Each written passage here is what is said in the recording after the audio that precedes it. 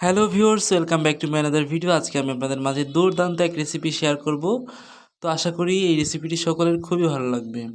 হ্যাঁ, আপনারা ঠিকই ধরেছেন, আমি আজকে খাসির চর্বি দিয়ে মুগ ডালের একটি রেসিপি করব। তো আপনারা যে কেউ এই রেসিপিটি ফলো করে রান্না করলে পরিবারের সবাইকে তাক লাগিয়ে দিতে পারবেন আপনার এই রান্নাটি দিয়ে। তো প্রথমে আমি একটি কড়াইতে কিছুটা পরিমাণ পানি গরম করে নিব। তো এভাবে যারা আজ পর্যন্ত মুগ ডাল রান্না করে খাননি, শুধু অনুষ্ঠান বাড়িতেই খেয়ে আসছেন আর বাড়িতে কখনো ট্রাই করে খাননি, তো তাদের বলবো আজকে তারা আপনারা একবার এভাবেই রান্না করে দেখুন। সবাই তাক লেগে যাবে যে এত সুন্দরভাবে মুগ ডাল বাড়িতে রান্না করা যায়। তো আমি পানিটা গরম করে একটা পাত্রে ঢেলে রাখছি। এরপরে আমি এই কড়াইটার মধ্যে এবার ডালটাকে ভেজে নিব। তো কড়াইটা একটু গরম হয়ে আসলে এর মধ্যে আমি ডালটা দিয়ে ডালটাকে ভেজে নিব।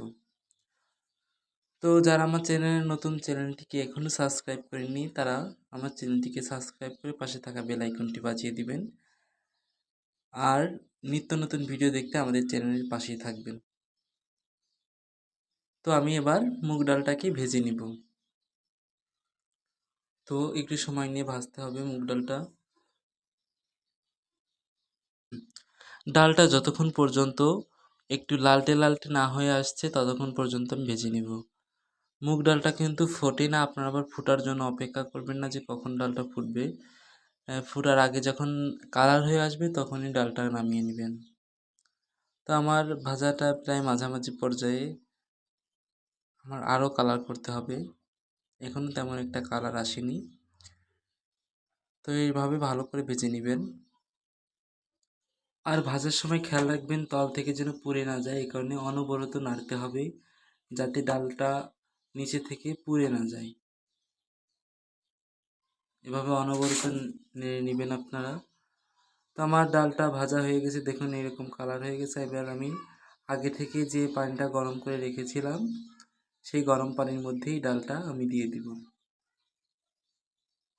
ডালটা দেওয়ার পরে এবার আমি এই পানির মধ্যে থেকেই ডালটা ভালোভাবে দেওয়া হয়ে যাবে। এখনও গরম আছে, আমি ঠান্ডা হওয়ার জন্য একটু অপেক্ষা করব।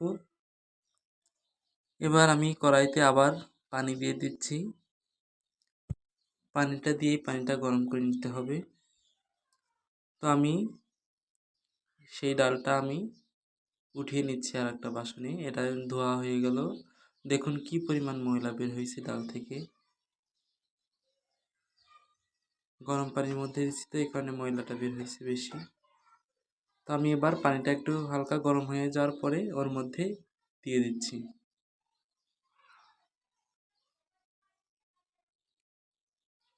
তো আমি ডালটা এই পানির মধ্যে দিয়ে দিচ্ছি। এবার এই ডালটাকে আমি ভালোভাবে সিদ্ধ করে নিব। তো আমি ডালটা দিয়ে একটু নেড়ে চেড়ে ভালো করে ঢাকা দিয়ে সেদ্ধ করে নিব। মাঝে মাঝে ঢাকাটা উঠিয়ে আমি একটু নেড়ে চেড়ে দিব যাতে ভালোভাবে ডালটা সিদ্ধ হয়ে যায়। ও আর একটা কথা বলতে ভুলে গেছি, আমি এর মধ্যে একটু লবণ দিয়ে দিয়েছিলাম। লবণ দিয়ে নিলে ডালটা ভালোভাবে সিদ্ধ হবে, এ কারণে আমি একটু লবণ দিয়ে নিয়েছি। তো আমি আবারও ঢাকা দিয়ে আর একটু ভালোভাবে সিদ্ধ করে নিয়েছি। এই পর্যায়ে আমি এর মধ্যে দিয়ে দিলাম কাঁচা লঙ্কা, পেঁয়াজ এবং রসুন। আমি এগুলো দিয়ে এবার ভালোভাবে সিদ্ধ করে নিব। একটু সময় নিয়ে সিদ্ধ করবেন, এই ডালটা সহজে সিদ্ধ হতে চায় না। তো আমার সিদ্ধ হয়ে গেছে, আমি মোটামুটি আধা ঘন্টা ধরে সিদ্ধ করে নিয়েছি। তো আমি একটু ডালটা আস্তে আস্তেই রাখবো, বেশি একটা গলা গলা করবো না। এই ডালটা বেশি একটা গলা গলা হয় না, তারপরে আমি একটু আস্তে আস্তেই রাখবো। তো সেদ্ধ হবে তবে আস্তে আস্তে থাকবে, সেরকম রাখবো। তো এই কারণে আমি একটু অল্প সিদ্ধ করেছি, আপনারা চাইলে একটু বেশি করে সিদ্ধ করে নিতে পারেন, যার কাছে যেমন ভালো লাগে। তো ডালটা সিদ্ধ করে নিয়ে আমি একটি কড়াইতে তেল গরম করে নিচ্ছি। আমি বেশি একটা তেল এখানে ব্যবহার করব না, কারণ খাসির যে চর্বিটা দিব ওটা থেকে এমনিতেই তেল বের হবে, আমার বেশি একটা তেল দেওয়ার প্রয়োজন আসবে না এখানে। আমি তেলে শুকনো লঙ্কা ফোড়ন দিয়ে এর মধ্যে পেঁয়াজ কুচি এবং রসুন কুচি দিয়ে দিচ্ছি। এটাকে আমি ভালোভাবে ব্রাউন কালার করা পর্যন্ত ভেজে নিব। যতক্ষণ না ব্রাউন কালার হচ্ছে ততক্ষণ আমি এটা ভেজে নিব। এই যে আমার কালার আসা শুরু হয়ে গেছে, এখন আস্তে আস্তে কালার হয়ে যাচ্ছে। আমি এর মধ্যে এ পর্যায়ে দিয়ে দিব স্বাদ মতো লবণ। তো ডাল অনুযায়ী আপনারা এখানে স্বাদ মতো লবণ ইউজ করে নেবেন। আমি আপাতত 2 চামচ দিচ্ছি, লাগলে পরে আবার দিব। এবার দিয়ে দিচ্ছি একটু আদা বাটা।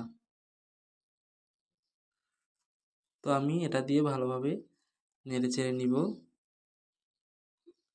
এ পর্যায়ে আমি এর মধ্যে দিয়ে দিব সেই খাসির যে চর্বিটা সেইটা। তো আমি খাসির চর্বিটা দিয়ে এর মধ্যে আমি গুঁড়া মশলা অ্যাড করব। গুঁড়া মশলা আগে থেকে আপনারা দিতে যাবেন না।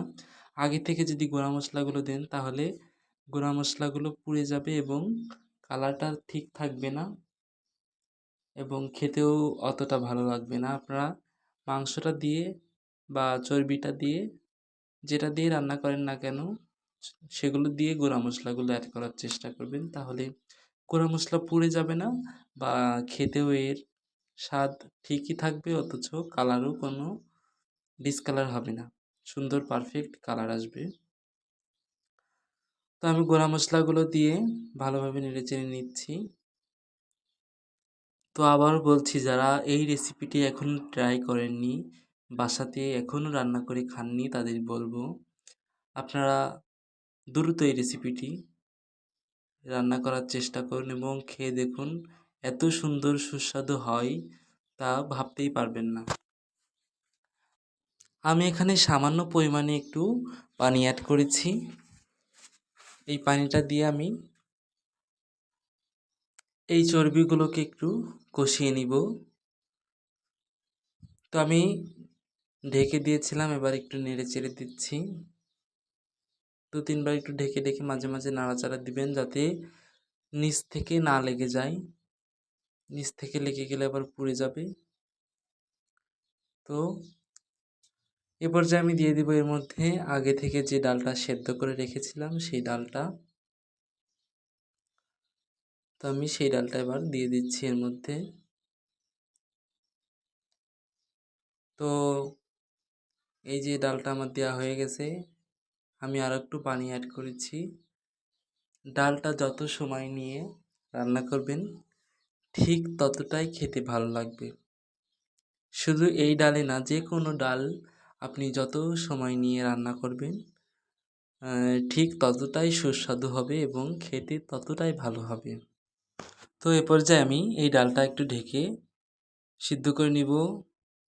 তো মাঝে মাঝে ঢাকাটা উল্টে আমি নেড়ে চেড়ে দিব। আমি এভাবে প্রায় আধা ঘন্টা ধরে ডালটাকে জাল করেছি।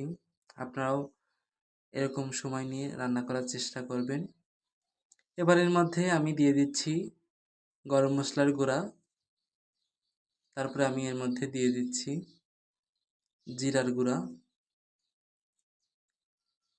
এই যে আমি জিরার গুঁড়াটা দিয়ে দিচ্ছি। তো এভাবে ডাল রান্না করে খেয়ে দেখবেন, খুবই সুস্বাদু হয় এই ডালটা। তো আমার রান্না হয়ে গেছে, আমি এবার এটাকে নামিয়ে নিব। তো আবার বলছি, যারা আমার চ্যানেলে নতুন, চ্যানেলটাকে এখনও সাবস্ক্রাইব করেননি, পাশে থাকা বেল আইকনটি বাজিয়ে দিবেন চ্যানেলটিকে সাবস্ক্রাইব করে, এবং আমার ভিডিওটি ভালো লাগলে লাইক কমেন্ট শেয়ার করে দিবেন। ভিডিওটি সম্পূর্ণ দেখার জন্য সবাইকে ধন্যবাদ। তো আজকের ভিডিওটি এ পর্যন্তই।